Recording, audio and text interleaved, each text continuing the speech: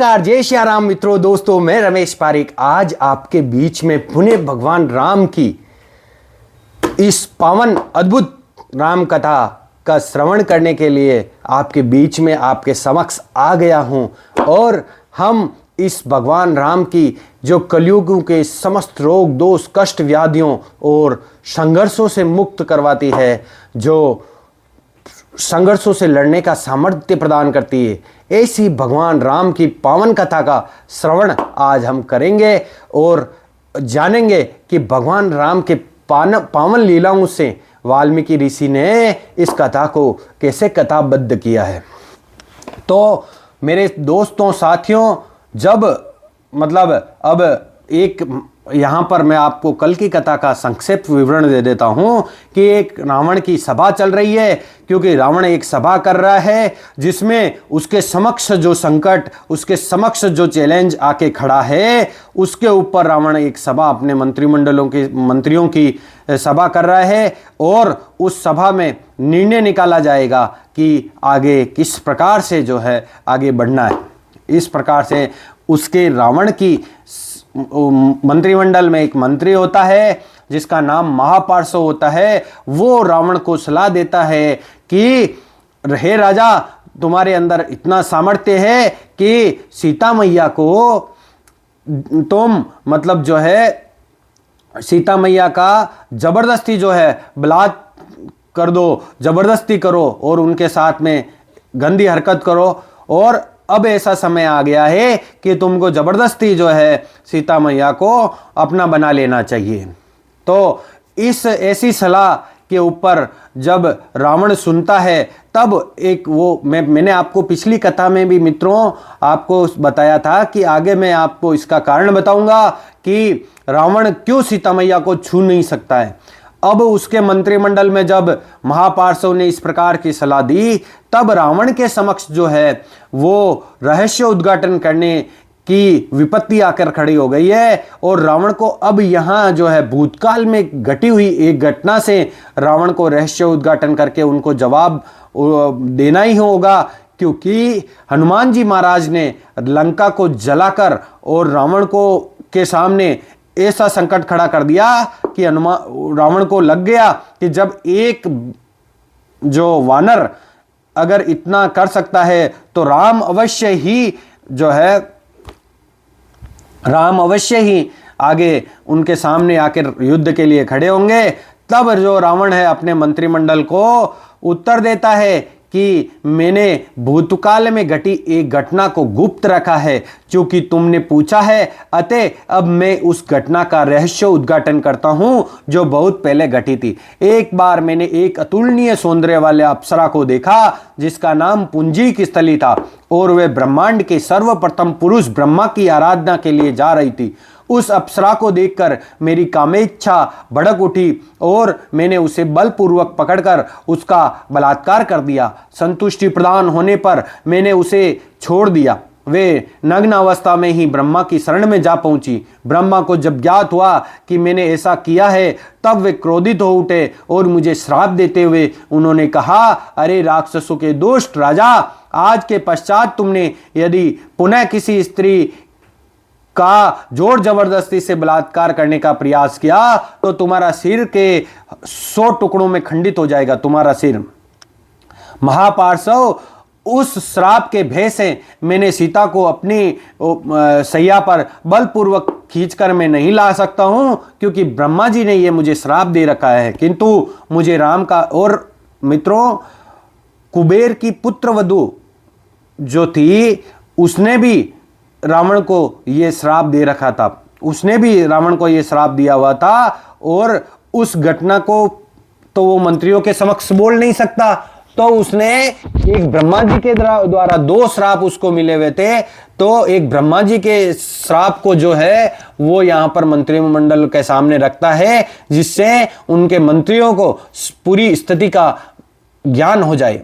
इस प्रकार जो है रावण कहता है कि ब्रह्मा का मुझे श्राप मिला हुआ है कि यदि मैंने जबरदस्ती सीता को छूने की कोशिश की या उसके साथ कुछ गलत कृत्य करने की कोशिश की तो मेरा सिर 100 भागों में विभक्त हो जाएगा। और रावण ये भी जानता था मित्रों कि अगर सीता मैया चाहे तो रावण को 1 मिनट में मतलब भस्म कर सकती है। तो यहां पर सीता मैया के साथ में दुर्व्यवहार होने का तो हमको कभी भी स्वप्न में भी नहीं सोचना चाहिए। तब विभीषण जी महाराज कहते हैं कि बड़े भैया रावण, क्या आपको सीता उस विषैले सर्प की भांति नहीं लगती है जिन्हें आपने स्वेच्छा से अपनी गर्दन में लपेट रखा है? अपनी कुशाग्र बुद्धि का उपयोग करे और सीता राम को सौंप दे, इससे पहले कि लंका का विनाश तथा सभी राक्षसों का संहार हो। आप ये कार्य कर दें। मैं आपको विश्वास के साथ कहता हूं कि कोई भी राक्षस युद्ध भूमि में राम का सामना नहीं कर पाएगा और न ही उस युद्ध के विषय में कहने के लिए जीवित रहेगा।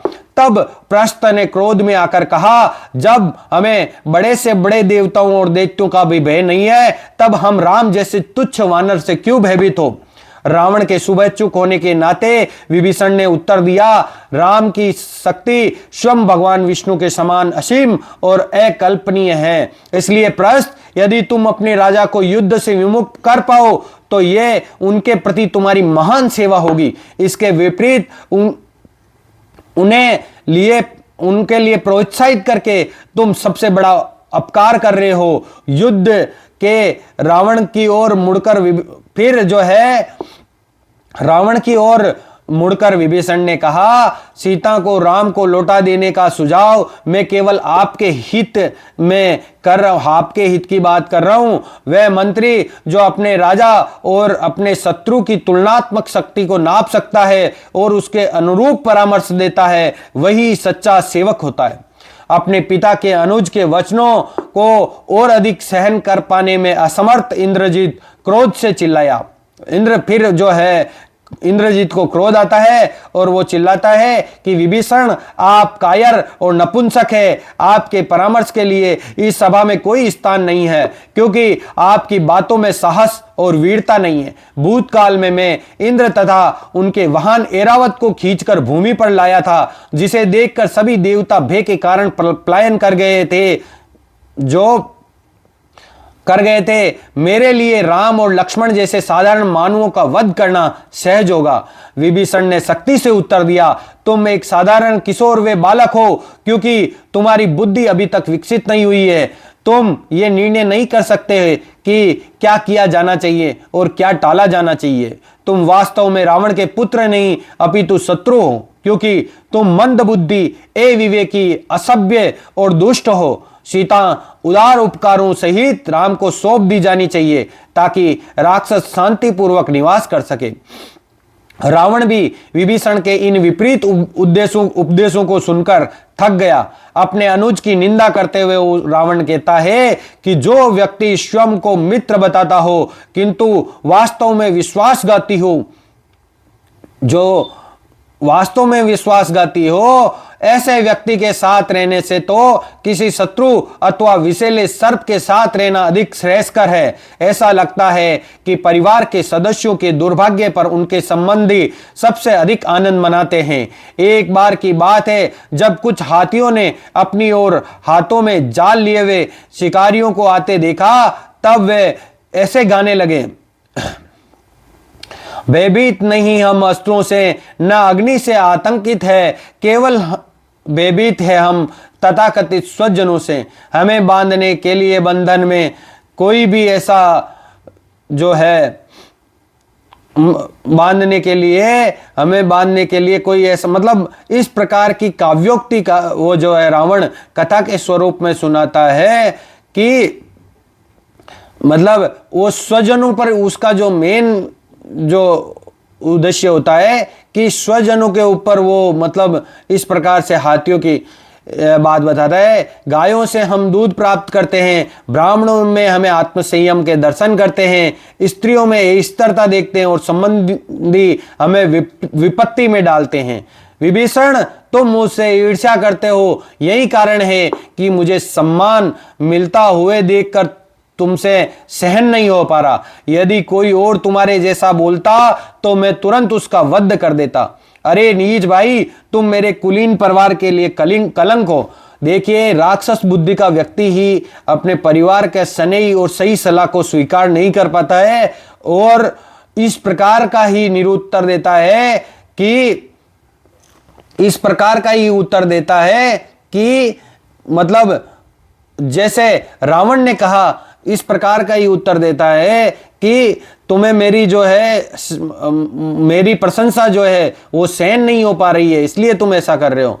तो रावण की भर्त्सना से क्रोध में आकर विभीषण हाथ में गदा लेते हैं और अपने 4 अनुचरों सहित उठते हैं और बोले, हे रावण, यद्यपि आप मुझसे श्रेष्ठ है, किंतु अब मैं आपके वचनों को और अधिक सहन नहीं कर सकता हूं, क्योंकि आपने अधर्म का मार्ग अपना लिया है। किंतु रुचिकर वचन बोलकर मिथ्या प्रशंसा करने वाले व्यक्ति सुलभ है, किंतु ऐसे व्यक्ति जो वास्तव में किसी के कल्याण के लिए अरुचिकर किंतु सत्य वचन बोलते हैं, विश्व में दुर्लभ है। हे रावण, मैंने आपको राम के हाथों मारे जाने से बचाने की आशा से परामर्श दिया है, किंतु आपने मेरे परामर्श को अस्वीकार कर दिया है।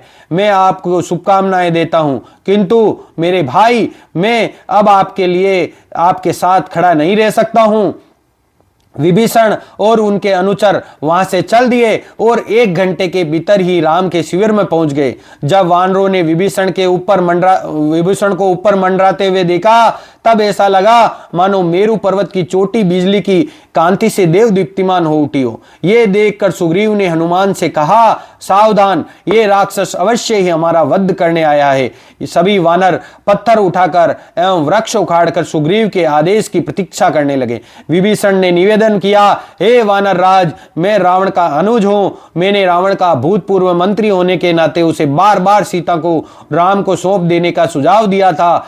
रावण ने कटु वचन कहकर मेरी निंदा कि अतएव मैं अपनी घर, पत्नी और बच्चों को त्याग कर राम के चरण कमलों की शरण लेने आया हूं। कृपया जाकर उन्हें मेरे उद्देश्य से अवगत कराएं।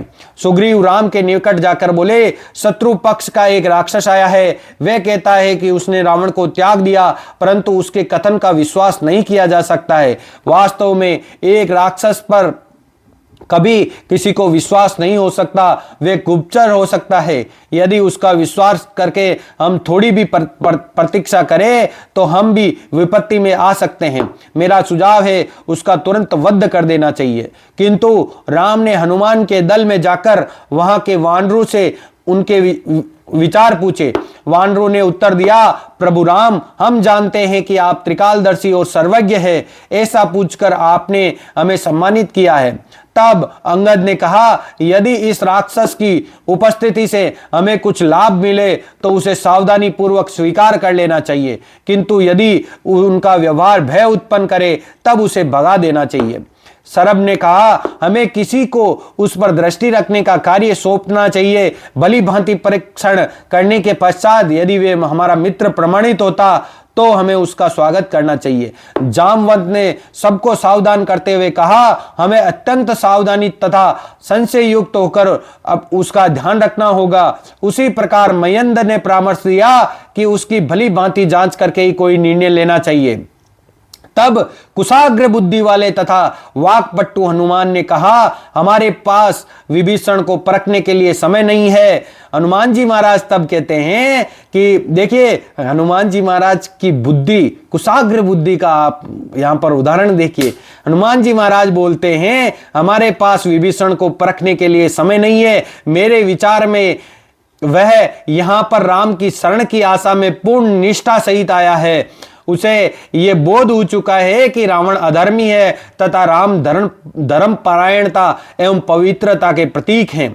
उसका शांतिपूर्वक आचरण तथा उसकी विचार युक्त वाणी उसके उद्देश्य की सत्यता प्रमाणित करते हैं, क्योंकि एक कपटी व्यक्ति इतना शांत चित्त होकर नहीं बोल सकता है। अपना आंतरिक प्रयोजन पूर्ण रूप से छुपा लेना किसी के लिए संभव नहीं है। मुख के भाव सदैव हृदय के विचारों को प्रकट कर देते हैं। मेरे विचार में विभीषण को बिना किसी संकोच के अपने मित्र के रूप में स्वीकार कर लेना चाहिए। देखिए दोस्तों, यहां पर हनुमान जी ने, जब हनुमान जी लंका पर में भी गए थे, तब हनुमान जी को ज्ञात था कि विभीषण राम भक्त है, तब उन्होंने विभीषण के महल को छोड़कर पूरी लंका जलाई थी। और यहां भी हनुमान जी विभीषण के लिए युक्ति संगत बात बोलते हैं। और इसी बात से हनुमान जी की शक्ति जो है, हनुमान जी का ज्ञान है, हनुमान जी की शक्ति और हनुमान जी के रुद्रावतार होने का प्रमाण मिलता है। क्योंकि सब लोग किस प्रकार की बातें कर रहे हैं, लेकिन हनुमान जी जो है वो आगे की घटनाओं में उनकी बात सटीक और सत्य प्रमाणित हो, ऐसी बात करते हैं। यद्यपि राम जी महाराज थे, राम जी ने हनुमान जी की बात सुनकर वो प्रसन्न हुए और सुग्रीव से कहा, चूंकि विभीषण ने विपत्ति काल में अपने सगे भाई को त्याग दिया है, तो यह समझना चाहिए कि ऐसा कोई नहीं है जिसके साथ वे छल नहीं कर सकता है। तब राम उत्तर देते हैं कि मुझे विश्वास है कि विभीषण ने निष्कपटता से रावण का त्याग किया है। राजकुलों में ऐसा विरोध प्राय हुआ करता है। चलो हम सब ने अपने मित्र रूप में उसका स्वागत करना चाहिए। तथापि असंतुष्ट सुग्रीव ने विनीत भाव से विरोध प्रकट किया। हो सकता है वे रावण द्वारा भेजा गया हो, अतः सुरक्षित यही होगा कि हम उसे तुरंत पकड़कर उसका वध कर दें। यदि हम उसे स्वीकार करेंगे तब किसी भी समय वे हम पर आक्रमण कर सकता है। राम ने मुस्कुराते हुए कहा, क्या तुम ऐसा सोचते हो कि ये राक्षस मुझे क्षति पहुंचा सकता है? मैं केवल अपनी अंगुली के एक छोर से सभी राक्षसों और दैत्यों का वध कर सकता हूं।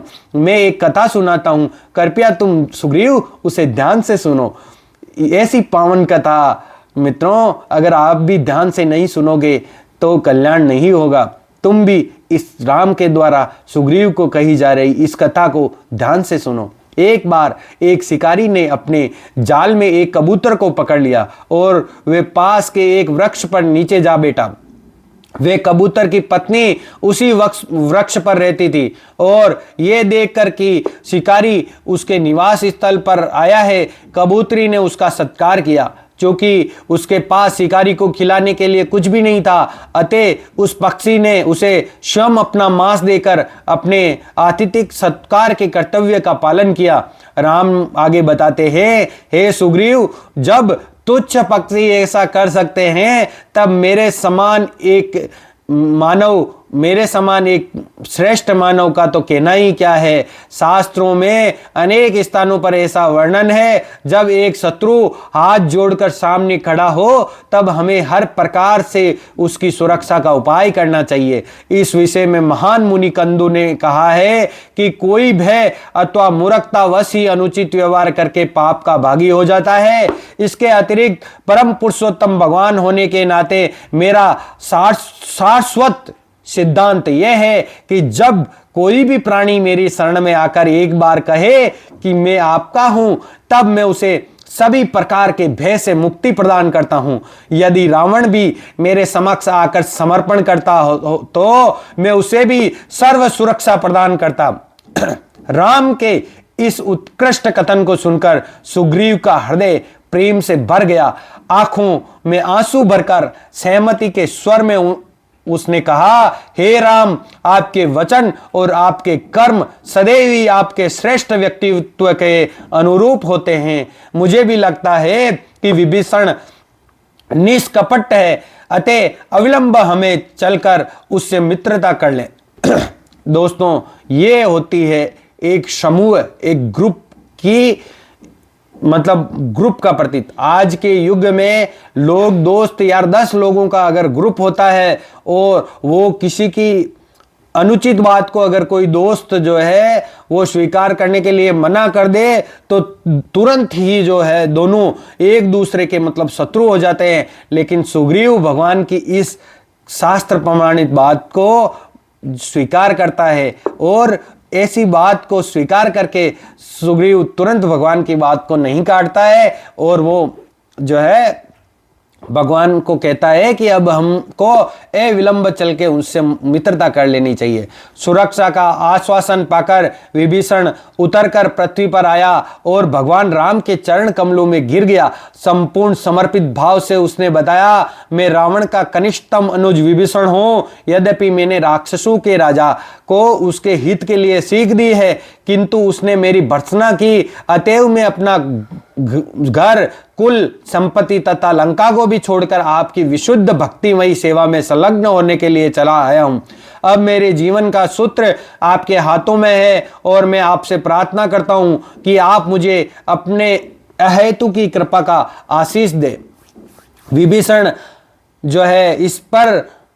इस पर इस प्रकार की प्रेम दृष्टि डालते हुए मानो वे अपने नेत्रों से उनका पान कर रहा हो। राम ने विभीषण को जो आग्रह किया कि वे शत्रु पक्ष के बल और उसकी दुर्बलताओं का वर्णन करें। उत्तर में विभीषण ने कहा, रावण को ब्रह्मा द्वारा दिया हुआ ये वरदान प्राप्त है, देवता, गंधर्व, दैत्य, दानव और नाग, इनमें से कोई भी उसका वध नहीं कर सकता है, केवल मनुष्यों को छोड़कर, जिन्हें वे अति तुच्छ समझता है। किसी भी अन्य प्राणी द्वारा उसकी मृत्यु नहीं हो सकती है। रावण का अनुज कुंभकर्ण पर्वत के समान विशालकाय है और इंद्र के समान शक्तिशाली है। राक्षसों का सेनाध्यक्ष वो प्रस्थ है, जिसने एक बार कैलाश पर्वत पर यक्षवीर मणिभद्र को पराजित किया था। रावण का पुत्र इंद्रजीत भी प्रत्येक क्षेत्र में अपने पिता के समान ही तुल्य है। वह अभेद कवचधारी है और अग्निदेव को प्रसन्न करने के पश्चात वे युद्ध भूमि में स्वयं को अदृश्य बना सकता है। महोदर, महापार्श्व तथा एकंपन के दल में भी लाखों राक्षस है, सभी भयंकर है, सभी शक्तिशाली है तथा अपनी इच्छा के अनुसार अपना वेश बदल सकते हैं, अपना रूप परिवर्तित कर सकते हैं।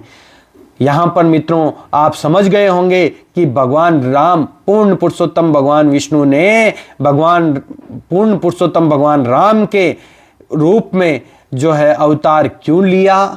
इसका कारण आप जान गए होंगे, क्योंकि रावण को ब्रह्मा का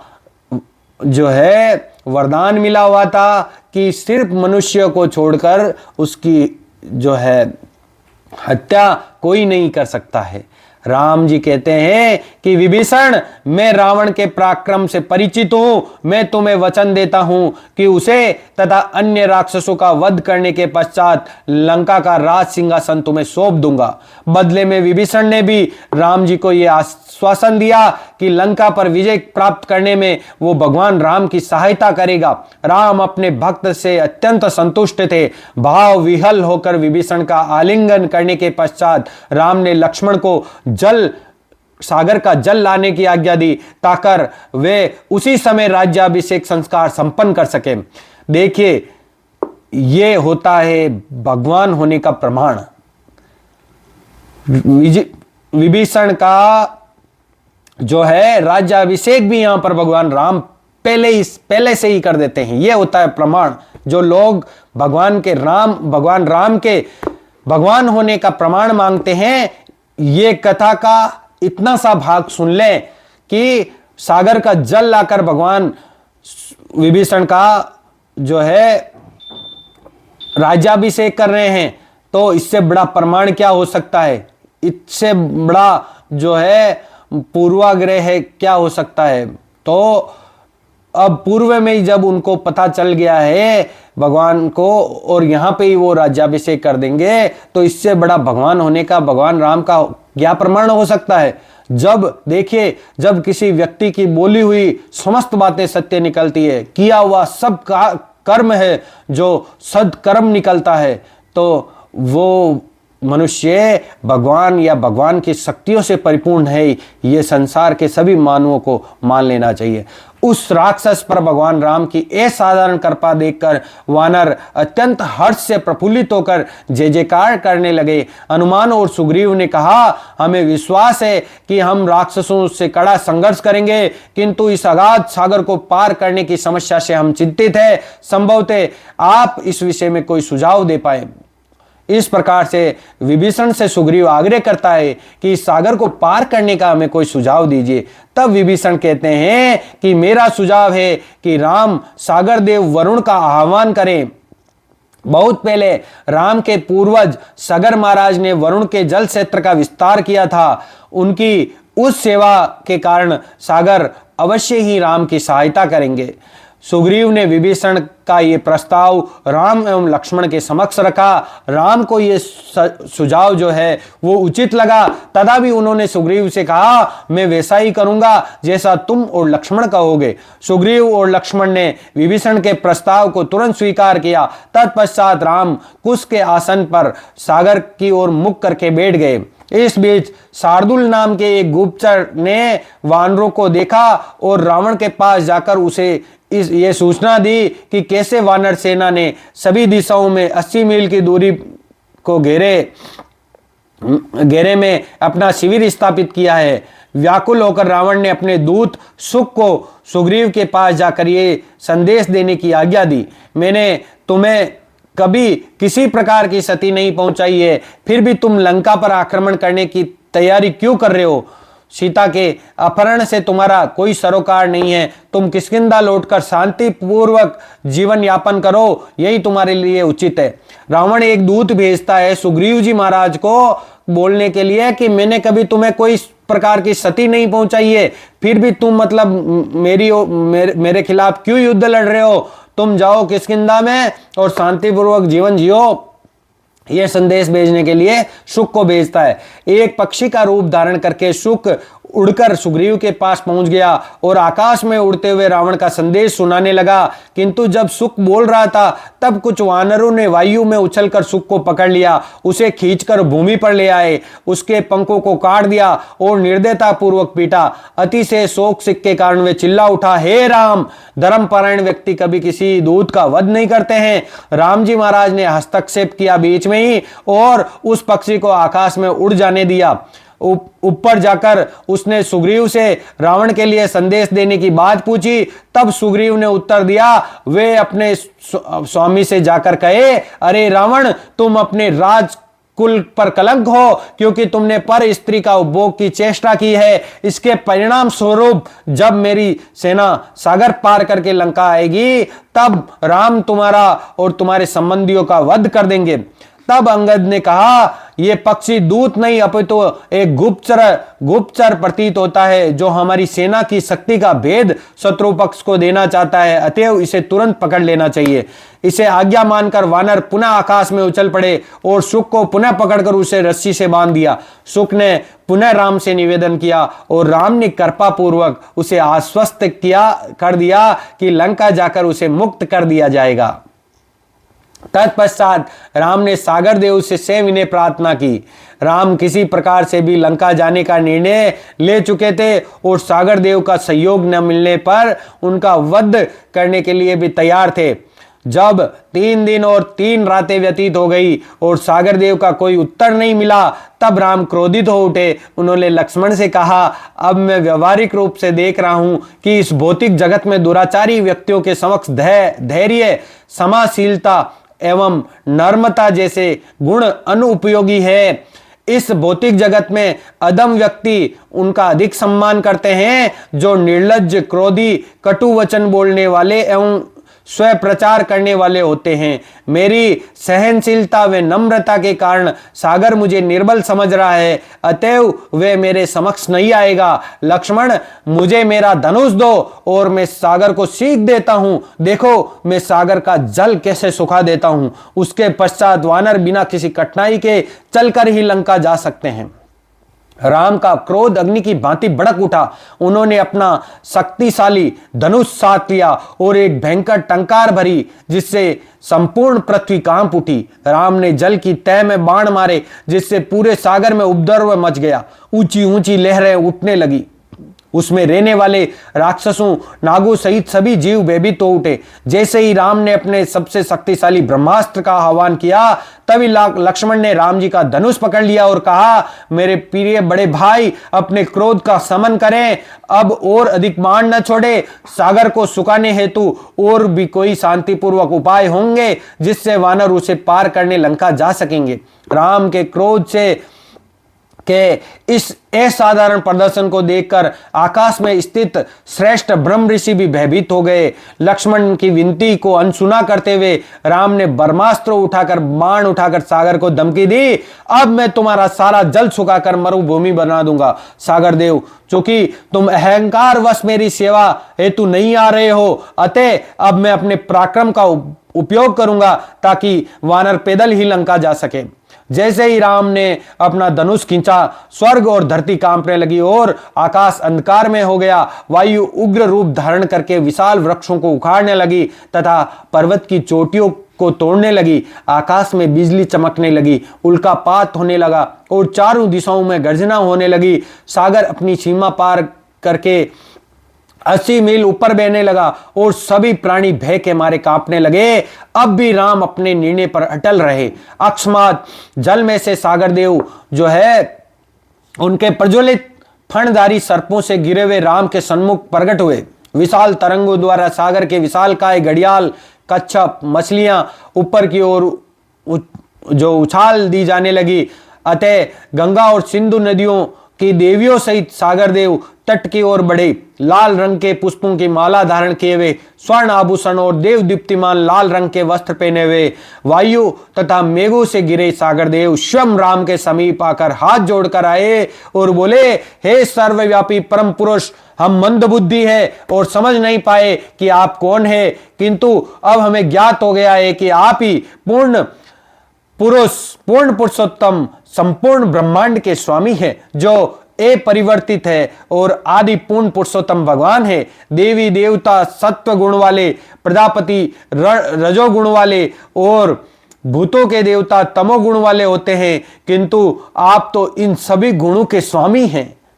इस प्रकार से सागर देव भगवान की प्रशंसा करते हुए आते हैं।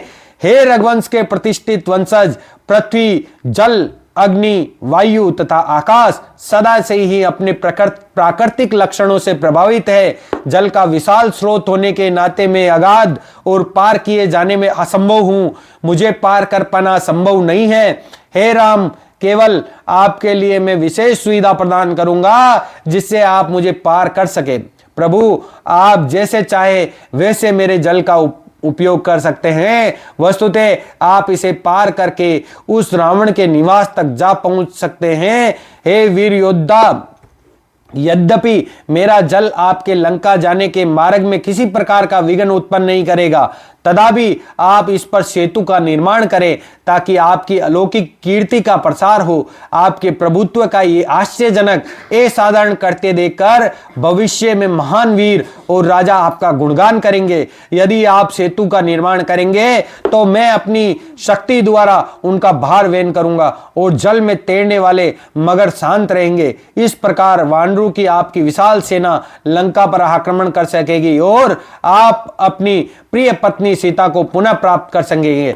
ब्रह्मास्त्र को अपने धनुष पर पूरी लंबाई से खींचते हुए राम ने कहा, मुझे बताएं कि अब मैं इस बाण को कहां छोड़ूं, क्योंकि इसे अपने धनुष पर चढ़ा लेने के पश्चात मैं इसे वापस नहीं लेना चाहता हूं।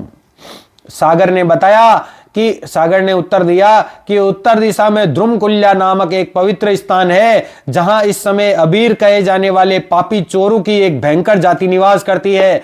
वहां उनके द्वारा सागर का जल पिए जाने के कारण उनके घृणित स्पर्श से मैं अस्वीकृत हो गया हूं। मेरे प्रभु, यदि आप अपना शक्तिशाली बाण वहां गिराएं तो मुझे अत्यंत प्रसन्नता होगी। उनके आग्रह के अनुसार राम ने ध्रुमकुल्या पर अपना बाण छोड़ दिया। बाण पृथ्वी को भेद कर रसातल के अंदर पहुंच गया और वहां का सारा जल छिद्र के द्वारा बहकर बाहर आ गया, जिससे भीतर का समूचा क्षेत्र सूख गया। जिस स्थान पर बाण गिरा वह मरुंगतर नाम से जाना गया और राम ने वरदान दिया कि कालांतर में यह भूमि फल, मधु और सभी प्रकार की वनस्पतियों तथा जड़ी बूटियों से संपन्न होगी।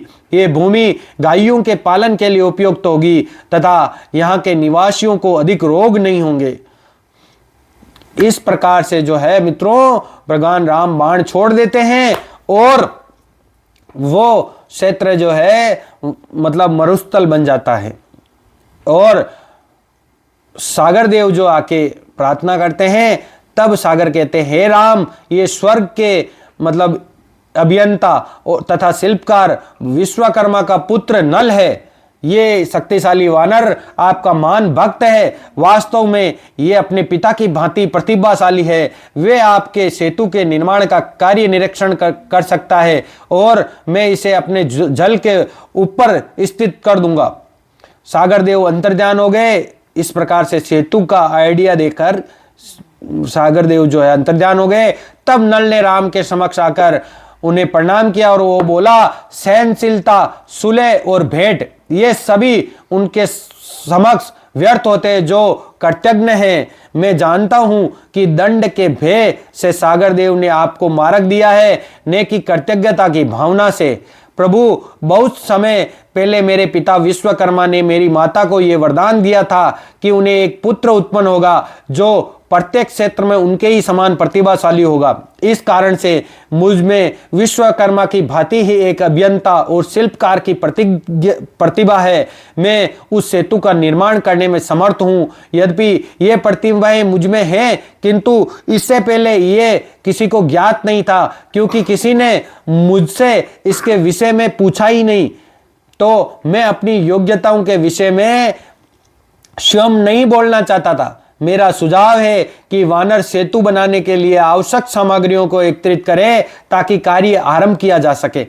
इस प्रकार से जो है सेतु का निर्माण, जो लोग भगवान राम के होने पर शंका करते हैं, जो सेतु के कारण ही भगवान राम को काल्पनिक बताते हैं, वो लोग ध्यान से सुन ले कि भगवान राम अपना प्रमाण उनको खुद दे रहे हैं। आज उनके होने का भगवान राम का भव्य मंदिर भी बन रहा है और जो शंका कर रहे हैं उनको सजा भी मिल रही है। तो भगवान के ऊपर शंका करने वाले कभी सुखी नहीं हो सकते हैं और उनको हमें भगवान पर शंका करने वालों को हमें कभी भी जो है ऐसे ही मतलब उनके ऊपर किसी भी प्रकार का मतलब जो है कृपा या दया की भाव नहीं रखना चाहिए। इसके साथ ही आज की हम ये कथा को यहीं संपूर्ण करेंगे और आगे किस प्रकार से समुद्र पर सेतु का निर्माण होता है और राम सेतु के किस प्रकार से निर्माण होता है, हम इस कथा का आस्वादन करेंगे। मित्रों, दोस्तों, आज की कथा को हम यहीं विराम करते हैं।